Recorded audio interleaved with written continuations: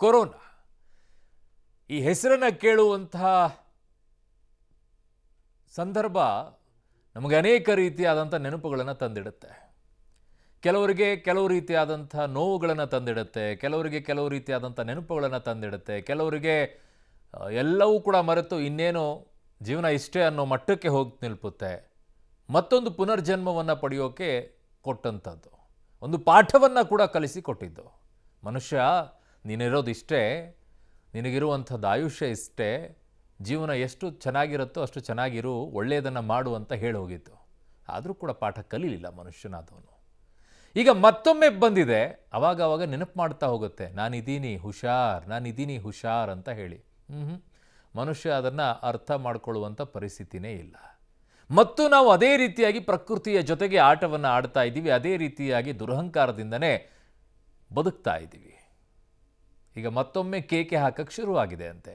ಕರ್ನಾಟಕದಲ್ಲೇ ದೊಡ್ಡ ಮಟ್ಟದಲ್ಲಿನಲ್ಲ, ಬಟ್ ಅಲ್ಲಲ್ಲಿ ಕೇಸ್ಗಳು ಕಾಣಿಸಿಕೊಳ್ಳುತ್ತಾ ಇದೆ. ಅದರ ಬಗ್ಗೆ ನಾವು ಎಚ್ಚರಿಕೆಯನ್ನು ತೆಗೆದುಕೊಳ್ಳೋದೇ ಇದ್ದರೆ ಇದು ಕಟ್ಟಿಟ್ಟ ಬುತ್ತಿ ಅನಾಹುತಕ್ಕೆ ಅಂತ ಹೇಳ್ತಾ ಇದ್ದಾರೆ.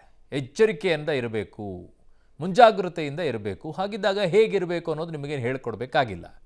ಹಾಗಿದ್ದಾಗ ಸದ್ಯಕ್ಕೆ ಕರ್ನಾಟಕದಲ್ಲಿ ಯಾವ ರೀತಿಯಾದಂಥ ಪರಿಸ್ಥಿತಿ ಇದೆ, ಅದರಲ್ಲಿ ಪರ್ಟಿಕ್ಯುಲರ್ ಆಗಿ ಸದ್ಯಕ್ಕೆ ಬೆಂಗಳೂರಿನಲ್ಲಿ ಏನಿದೆ ಅನ್ನೋದನ್ನು ನೋಡಿದ ನಂತರ ನಾವು ರಾಜ್ಯದ ಬೇರೆ ಬೇರೆ ಭಾಗಗಳಲ್ಲಿ ಯಾವ ರೀತಿ ಪರಿಸ್ಥಿತಿ ಇದೆ ಅನ್ನೋದನ್ನು ನೋಡೋಣ. ಮೊದಲು ಬೆಂಗಳೂರಿನ ಕಥೆ ಏನಾಗಿದೆ ಕೊರೋನಾ ಕೇಸ್ಗಳಲ್ಲಿ ನೋಡಿ.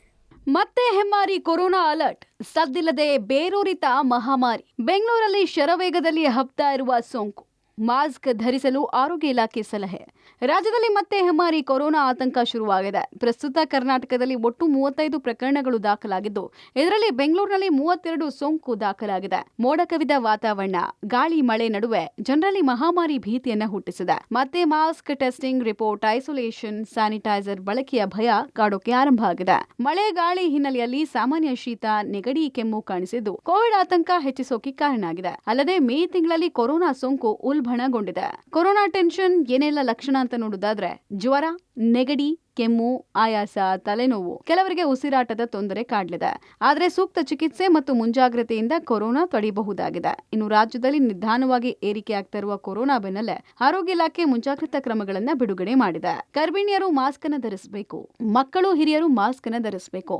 ಕೋಮಾರ್ಬಿಡ್ ರೋಗಿಗಳಿಗೆ ಮಾಸ್ಕ್ ಧರಿಸುವುದು ಅಗತ್ಯ. ಜನಸಂದಣಿ ಪ್ರದೇಶದಲ್ಲಿ ಮಾಸ್ಕ್ ಅನ್ನು ಧರಿಸಿ, ಸ್ಯಾನಿಟೈಸರ್ ಬಳಕೆ ಮಾಡಿ. ILI ಸಾರಿ ಕೇಸ್ಗಳ ಮೇಲೆ, ಸಾರಿ ರೋಗಿಗಳ ಮೇಲೆ ನಿಗಾ ವಹಿಸುವಂತೆ ಆರೋಗ್ಯ ಇಲಾಖೆ ಮುಂಜಾಗ್ರತಾ ಕ್ರಮಗಳನ್ನು ತಿಳಿಸಿದೆ. ಮತ್ತೆ ಮಕ್ಕಳನ್ನ ಕಾಡಲಿದೆಯಾ ಕ್ರೂರಿ? ಬೆಂಗಳೂರಲ್ಲಿ 3 ಮಕ್ಕಳಿಗೆ ಸೋಂಕು, ಶಾಲೆ ಆರಂಭದ ಹೊತ್ತಲ್ಲಿ ಪೋಷಕರಿಗೆ ಟೆನ್ಷನ್. ಬೆಂಗಳೂರಿನಲ್ಲಿ ಕೊರೋನಾ ಅಂದ ತಕ್ಷಣ ಮಕ್ಕಳು, ಪೋಷಕರು ಬೆಚ್ಚಿ ಬೀಳುತ್ತಾರೆ. ಶಾಲೆ ಆರಂಭದ ಹೊತ್ತಲ್ಲೇ ಪೋಷಕರಿಗೆ ಕೊರೋನಾ ಟೆನ್ಷನ್ ಹೆಚ್ಚಿಸಿದೆ.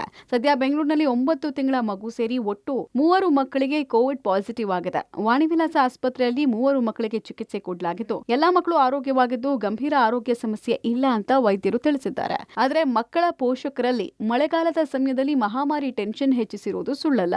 ಎಲ್ಲ ಕೇಸಸ್ ಮೈಲ್ಡ್ ಸಿಂಪ್ಟಮ್ಸೇ ಇದೆ. ಯಾವ ಕೇಸ್ ಕೂಡ ICU ಅಲ್ಲಿ ಇಲ್ಲ. ಇದರಿಂದ ಆತಂಕ ಪಡೋ ಅವಶ್ಯಕತೆ ಏನಿಲ್ಲ. ಕೋವಿಡ್ ಅಪ್ರಾಪ್ರಿಯೇಟ್ ಬಿಹೇವಿಯರ್ನ ಜನಗಳು ರೂಢಿಸ್ಕೋಬೇಕಾಗತ್ತೆ. ಅದು important, especially for high risk patients, ಯಾರು ಪ್ರೆಗ್ನೆಂಟ್ ಇರೋರು, ಚಿಲ್ಡ್ರನ್ನು, ಮತ್ತು ಈ ಕೋಮಾರ್ಬಿಡ್ ಕಂಡೀಷನ್ಸ್ ಇರೋರು, ಡಯಾಬಿಟಿಕ್ಸ್ ಆಗ್ಬೋದು, ಹೈಪರ್ ಟೆನ್ಷನ್ನು, ಮತ್ತು ಹಾರ್ಟ್ ರಿಲೇಟೆಡ್ ಪ್ರಾಬ್ಲಮ್ಸ್ ಇರೋರು, ಮತ್ತು ಇಮ್ಯುನೋ ಸಪ್ರೆಸಿವ್ ಟ್ರೀಟ್ಮೆಂಟ್ ತಗೊಳ್ತಕ್ಕಂಥ ರುಮಟಾಯ್ಡ್ ಪೇಷಂಟ್ಸ್ ಆಗ್ಬೋದು, ಕ್ಯಾನ್ಸರ್ ಪೇಷಂಟ್ಸ್ ಆಗ್ಬೋದು, ಇವರು ಹೆಚ್ಚಿನ ಒಂದು ಪ್ರಿಕಾಷನ್ಸ್ನ ತಗೋಬೇಕಾಗತ್ತೆ. ಕೊರೋನಾ ಅಂತ ಬಂದಾಗ ಪೋಷಕರು ಸಹಜವಾಗಿ ಕೊಂಚ ಮಟ್ಟಿಗೆ ಆತಂಕಕ್ಕೆ ಒಳಗಾಗ್ತಾ ಇದ್ದಾರೆ. ಅದರಲ್ಲೂ ಕೂಡ ಈಗ ಸ್ಕೂಲ್ ಶುರುವಾಗುವ ಹೊತ್ತಿನಲ್ಲೇ ಕೊರೋನಾ ಕಾಲಿಟ್ಟಿದೆ. ಆದರೆ ಈ ಬಾರಿಯ ಕೊರೋನಾದಲ್ಲಿ ಯಾವುದೇ ರೀತಿ ತೀವ್ರತರವಾಗಿರುವಂತಹ ಗುಣಲಕ್ಷಣಗಳು ಇಲ್ಲ, ಬೇಗನೆ ಚೇತರಿಕೆ ಕಾಣಬಹುದು ಅನ್ನುವಂತಹ ಸಲಹೆಯನ್ನು ಆರೋಗ್ಯ ಇಲಾಖೆ ಕೊಟ್ಟಿದೆ. ಹಾಗಾಗಿ ಆತಂಕ ಪಡುವಂತಹ ಯಾವುದೇ ಸಂಗತಿ ಈ ಬಾರಿಯ ಕೊರೋನಾದಲ್ಲಿ ಇರೋದಿಲ್ಲ. ಇನ್ನೊಂದು ಕಡೆಯಲ್ಲಿ ಬೆಂಗಳೂರಿನಲ್ಲಿ ಒಟ್ಟು 3 ಜನ ಮಕ್ಕಳಿಗೆ ಕೊರೋನಾ ಪಾಸಿಟಿವ್ ಬಂದಿದೆ. ಅದರಲ್ಲಿ 9 ತಿಂಗಳ ಮಗುವು ಕೂಡ ಸೇರಿದೆ.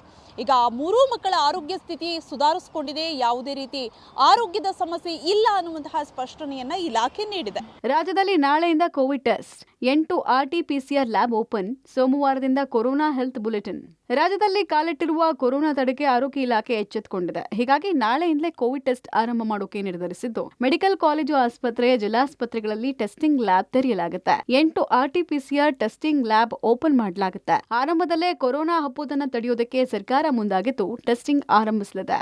ಇನ್ನು ರಾಜ್ಯದ ಕೊರೋನಾ ಅಂಕಿಅಂಶಗಳ ಬಗ್ಗೆ ತಿಳಿಸೋಕೆ ಸೋಮವಾರದಿಂದ ಕೋವಿಡ್ ಹೆಲ್ತ್ ಬುಲೆಟಿನ್ ಬರಲಿದೆ. ಕೊರೋನಾ ಅಂಕಿ ಅಂಶಗಳು, ಆಕ್ಟಿವ್ ಕೇಸ್ಗಳು, ಡಿಸ್ಚಾರ್ಜ್ ಆದವರು, ಒಟ್ಟು ಸೋಂಕು, ರೋಗಿಯ ವಿವರಗಳನ್ನು ಒಳಗೊಂಡ ಹೆಲ್ತ್ ಬುಲೆಟಿನ್ ಅನ್ನು ಆರೋಗ್ಯ ಇಲಾಖೆ ಬಿಡುಗಡೆ ಮಾಡಲಿದೆ.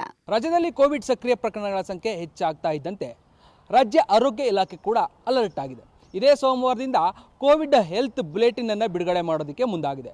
ಪ್ರತಿ ದಿನದ ಬುಲೆಟಿನಲ್ಲಿ ಆ ದಿನ ಎಷ್ಟು ಪಾಸಿಟಿವ್ ಕೇಸಸ್ ಆಗಿದೆ, ಎಷ್ಟು ಡಿಸ್ಚಾರ್ಜ್ ಆಗಿದೆ, ಎಷ್ಟು ಸಂಖ್ಯೆಯಲ್ಲಿ ಪಾಸಿಟಿವ್ಗಳ ರೀತಿ ಬರ್ತಾ ಇದೆ ಎನ್ನುವಂಥ ವಿಚಾರವನ್ನು ಆ ಹೆಲ್ತ್ ಬುಲೆಟಿನ್ಗಳ ಮುಖಾಂತರವಾಗಿ ಸ್ಪಷ್ಟಪಡಿಸುವಂಥ ಕೆಲಸವನ್ನು ಮಾಡುತ್ತೆ. ಈ ಮೂಲಕವಾಗಿ ರಾಜ್ಯದ ಪ್ರತಿನಿತ್ಯದ ಕೋವಿಡ್ ಪ್ರಕರಣಗಳ ಸಂಖ್ಯೆ ಹೇಗಿದೆ, ಜೊತೆಗೆ ಕೋವಿಡ್ನ ಸ್ಥಿತಿಗತಿಗಳು ಹೇಗಿದೆ ಎನ್ನುವಂಥ ವಿಚಾರವನ್ನು ರಾಜ್ಯದ ಮುಂದೆ ಇಡುವಂಥ ಪ್ರಯತ್ನವನ್ನು ಆರೋಗ್ಯ ಇಲಾಖೆ ಮಾಡಲಿದೆ. ಇನ್ನು ನಾಳೆಯಿಂದ ಕೋವಿಡ್ ಟೆಸ್ಟ್ ಆರಂಭ ಮಾಡುವುದಾಗಿ ಸರ್ಕಾರ ಹೇಳಿದ್ದು, ಕೊರೋನಾ ಬಗ್ಗೆ ಆತಂಕ ಬೇಡ, ಎಚ್ಚರಿಕೆ ವಹಿಸಿ ಅಂತ ಆರೋಗ್ಯ ಸಚಿವ ದಿನೇಶ್ ಗುಂಡೂರಾವ್ ಹೇಳಿದ್ದಾರೆ. ಕರ್ನಾಟಕದಲ್ಲಿ 35 ಕೇಸ್ಗಳು ಪತ್ತೆಯಾಗಿದ್ದು, ಈ ತಿಂಗಳಲ್ಲಿ 16ರಿಂದ 17 ಪ್ರಕರಣಗಳು ಪತ್ತೆಯಾಗಿದೆ. ಗಂಭೀರ ಲಕ್ಷಣಗಳು ಕಂಡು ಬಂದಿಲ್ಲ. ತೀವ್ರ ಉಸಿರಾಟದ ಸಮಸ್ಯೆ ಇರೋರಿಗೆ ಕೋವಿಡ್ ಟೆಸ್ಟ್ ಅನ್ನ ಕಡ್ಡಾಯ ಮಾಡಲಾಗಿದೆ. ಬಾಣಂತಿಯರು, ಮಕ್ಕಳು ಜನಸಂದಣಿ ಪ್ರದೇಶದಲ್ಲಿ ಹೋದಾಗ ಒಟ್ಟು ಇದುವರೆಗೂ ನಮ್ಮ ರಾಜ್ಯದಲ್ಲಿ 35 ಪ್ರಕರಣಗಳು ಈ ವರ್ಷ ಪತ್ತೆ ಹಚ್ಚಿರುವಂಥದ್ದು. ಈ ಒಂದು ತಿಂಗಳಿನಲ್ಲಿ ಸ್ವಲ್ಪ ಹೆಚ್ಚಿನ ಒಂದು 16-17 ಕೇಸಸ್ಸು ದಾಖಲಾಗಿರ್ತಕ್ಕಂಥದ್ದು. ಬೆಂಗಳೂರು ನಗರದಲ್ಲಿ ಈ 35ರಲ್ಲಿ 32 ಬೆಂಗಳೂರು ನಗರನೇ ಅಂತಾನೆ. ಸೀರಿಯಸ್ ಆಗಿರುವಂಥ ಯಾವುದೂ ಸನ್ನಿವೇಶ ಬಂದಿಲ್ಲ. ಕೇಂದ್ರ ಸರ್ಕಾರ ನಮಗೂ ಅವರು ಹೇಳಿದ್ದಾರೆ, ಜಸ್ಟ್ ನೀವು ಮಾನಿಟರ್ ಮಾಡಿ, ಕೆಲವು ಮುನ್ನೆಚ್ಚರಿಕೆ ಕ್ರಮಗಳನ್ನು ನಾವು ಸೂಚಿಸಿದ್ದೇವೆ. ಕೋವಿಡ್ ಟೆಸ್ಟ್ ಅನ್ನು ಮಾಡಿಸ್ಕೊಳ್ಳಿ ಅಂತ ಹೇಳಿದ್ದೀವಿ. ಮಾಸ್ಕ್ ಹಾಕೊಂಡ್ರೆ ಒಳ್ಳೆಯದು ಅಂತ ನಾವು ಹೇಳಿದ್ದೀವಿ. ನಮ್ಮ ಕೈಗಳನ್ನು ಸ್ವಚ್ಛವಾಗಿ ಇಟ್ಕೊಳ್ಳುವಂಥದ್ದು, ಸ್ಯಾನಿಟೈಸರನ್ನು ಉಪಯೋಗಿಸುವಂಥದ್ದು ಒಳ್ಳೆಯದೇನೆ. ಇದು ಒಂದಕ್ಕೆ ಅಲ್ಲ, ಎಲ್ಲದಕ್ಕೂ ಒಳ್ಳೆಯದು. ಆದ್ದರಿಂದ ಯಾರೂ ಕೂಡ ಗಾಬರಿ ಪಡುವಂಥದ್ದು ಏನಿಲ್ಲ ಅಥವಾ ಭಯ ಪಡುವಂಥದ್ದೇನಿಲ್ಲ. ಒಟ್ಟಾರೆ ಕ್ರೂರಿ ಕೊರೋನಾ ಬಗ್ಗೆ ಭಯ ಬೀಳದೆ ಮುಂಜಾಗ್ರತೆ ವಹಿಸಬೇಕಾಗಿದೆ. News desk, public TV.